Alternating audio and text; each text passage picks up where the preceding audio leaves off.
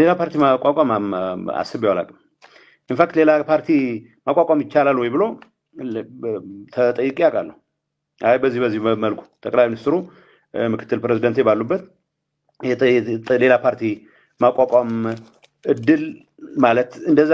ሪኮመንድም ተደረገ ነበር ከምክትል ይሄ እየተጋጫችሁ ከምትቀጥሉ እንደዚህ ቢሆን ወይኔ ያልኩት ህወሓት ከነ ብዙ ድክመቱ አድነን መሰናበት ነው የምፈልገው ማለት ህወሓት የሚባል ድርጅት ነው አባል ሆኜ የማውቀው ስወጣም ህወሓት ሆኜ እወጣለሁ ስለዚህ የሚል ነው ከፖለቲካ ከህወሓት ከወጣ ከፖለቲካ መሰናበት ነው የምትፈልገው ከፓርቲ ወጣለሁ ያልኩትን ነው የምነግርህ ወጣለሁ ፖለቲካ ታቆማለህ ማለት አይደለም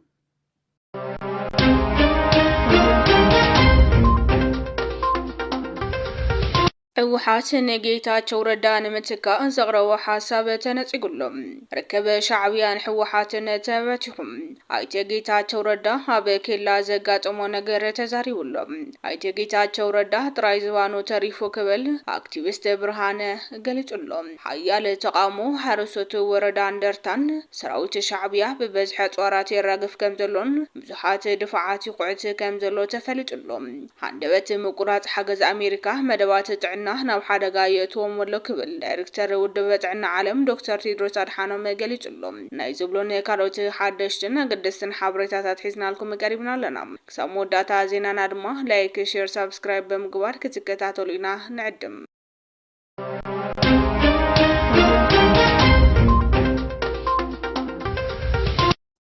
بقدامነት ህወሓት ንጌታቸው ረዳ ንምትካእ ዘቕረቦ ሓሳብ ተነፂጉሎም ህወሓት ንምድሓን ዘራኽቦ ውፍነትን ዝመደኽዎ ግዘን 4 ወይ ድማ 5 ግዜ ዝኾኑ ሰባት ከይኽሩዩ ብዝብል መንገዲ ምዃኑ የናስሕኒኡ ዝበለ ኣይተ ጌታቸው ረዳ ቀልጢፈ ንዓኣቶም መኾሪ ተሰርሕ ንህወሓት ኾነ ንትግራይ ብዝፈጠነ ኣገባብ ምጥቆምኩ ነይረ ክብል ገሊጹሎም ናይ ምናሰይ ሓይልን ዓቕምን ንትግራይ ክጠቅም እንተኾይኑ ግን ብጠንካራ ውዳበታትን መሪሕነቱን ኣቢልካም ኩለ ሜዳው ድጋፍ ምግባር ናይ ግድን ክግበረልዎ ዝበለ ኣይተ ጌታቸው ረዳ ኮይኑ ግና እቲ ጉባኤ ገይረ ዝብል ጉጅለም ፕሬዝዳንት ዝኾነሉ ወኪል ከም ዝረኸበን ንባርኮት ናብ ፌደራል ኣቕሪቡ ምንባሩ ይፍለጥ እዩ ግን ድማ ተቐባልነት ኣይረኸበን ክብል ኣይተ ጌታቸው ረዳ ተዛሪቡሎም ክሳብ ሕዚ ድማ ማህተም ፕሬዝዳንት ምሳኢ ዘሎም ስለዚ ፕሬዝዳንት ግዚያዊ ምምሕዳር ትግራይ ክሳብ ሕዚ ኣነ እየ ዘለኹም ብኣዋጅ መሰረት ናይ ቀጸልቲ 6 ወርሒ ምንዋሕ ስልጣን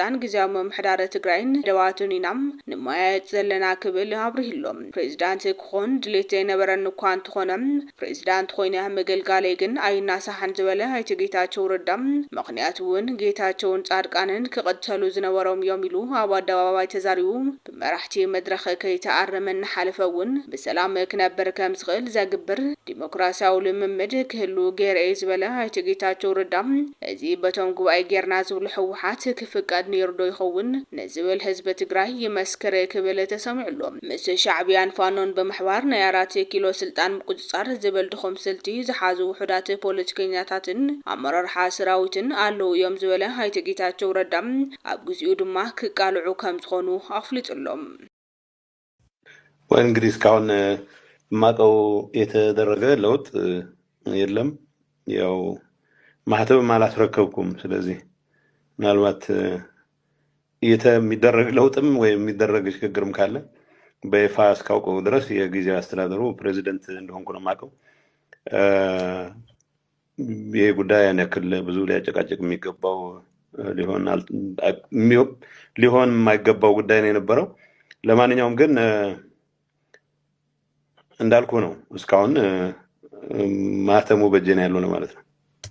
ወይኔ ተደረሰበት ማቀው ስምምነት የለም